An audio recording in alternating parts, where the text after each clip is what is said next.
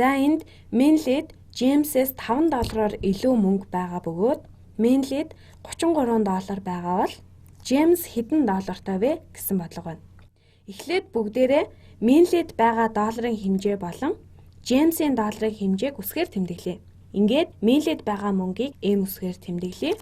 Тэгээд G-гээр Джеймсэд байгаа долларын хэмжээг тэмдэглэе. Бодлогод Менлид Джеймсийн мөнгнөөс $5 илүү байгаа гэж өгсөн. Тэгэхээр Менлид байгаа мөнгөний хэмжээ нь Джеймсийн мөнгөн дээр 5-ыг нэмсэнтэй тэнцүү гэсэн үг. Джеймсэд байгаа мөнгнөөс эхлээд түүн дээр 5-ыг нэмэхээр Менлигийн мөнгө гарч ирнэ.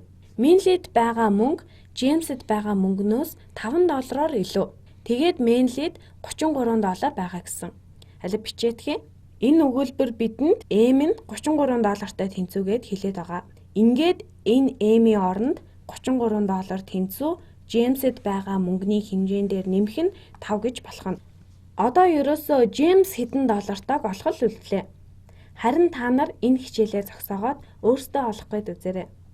Бодлогыг бүгдээрээ тоон шулуун дээр дүрсэлж бодъё. Ингээд тоон шулуун зорчхай. Энд тэг байгаагүй. Харин энд Менлид байгаа мөнгөний хэмжээг тэмдэглэе. Менли $33-тай. Түүнийг энэ цэг илэрхийлж байгаа. Тэгээд Джеймсэд байгаа мөнгөний хэмжээ. Үүнийг J-г аваад түүн дээр 5-ыг нэмбэл 33 дээр очино гэдгийг мэдэж байгаа. 5-ыг нэмнэ. Яаж 33 дээр очих вэ? Тэгвэл 33 дээрээс эхлээд өөрөөр хэлбэл Менлид байгаа мөнгнөөс эхлээд яаж Джеймсд байгаа мөнгөний хэмжээндээр хүрэх вэ? Зүгээр л сумны эсрэг зүг явна гэсэн үг үстэй тийм. 33-аас эхлээд 5-аар бууруулна. 5-ыг хасна гэсэн үг. Ингээд 33 буюу Менлид байгаа мөнгөний хэмжээнээс 5-ыг хасвал Джеймсд байгаа мөнгөний хэмжээ гарч ирэх нь. Тэгвэл Джеймсд хэдэн доллар байгаа л 33-аас 5-ыг хасаад 28 гарна. Ингээд бид Джеймсд $28 байж эсвэл 28 тэнцүү J гэж хэлж болох нэ. Энд байгаа энэ нь 28. Харагдаж байгаа үстэй. 28 дээр нэмэх нь 5 нь 33 шүү дээ. 33 нь 28-аас 5-аар их. Ингээд бодож дуслаа. Одоо дараагийн жишээгээ үзье. Сургуулиас Джессикагийн гэр хүртэлх зай Паулетийн гэр хүртэлх зайнаас 5 дахин хол бөгөөд Джессикагийн гэр сургуулиас 15 км зайтай бол Паулетийн гэр сургуулиас хэр хол вэ? За яг өмнөх шигээ энд өгүүлбэр тус бүрт бидэнд юу илэрхийлээд байгааг олно.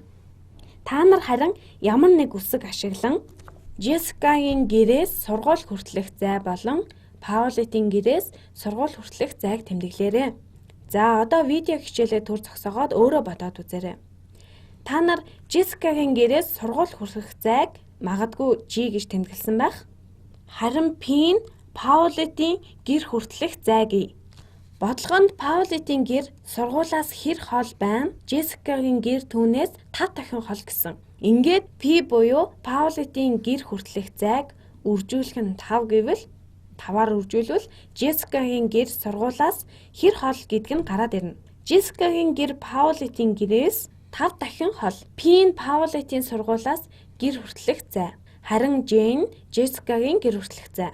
Үүнээс гадна Джессикагийн гэр нь сургуулиас 15 км гэсэн. Өөрөөр хэлбэл энэ өгүүлбэр үндсэндээ бидэнд юу гэж хэлээд байна вэ гэхээр ерөөсөө л J нь 15 гэдэг шүү дээ. J тэнцүү 15. Тэгэхээр бид үүнийг Паулетийн гэр хүртэлх зайг үржүүлэх нь 5 тэнцүү Джессикагийн гэр хүртэлх зай буюу бидний сая бичснээр 15-тай тэнцүү гэж бичиж болно. Тэнцүү 15 байх нь. Тэгвэл P нь хэд ах вэ? Ямар нэгэн тоог 5-аар үржүүлэхэд 15 гарна. Ямар нэгэн тооны километрийг 5-аар үржүүлэхэд 15 км гарна. Мэдээж та нар үүнийг цэжээрээ бодсон ч болно. Гэхдээ бүгдөө зураад харцгаая. Ахаад нэг тоон шулуун зуръя. Тоон шулуун зурнаа.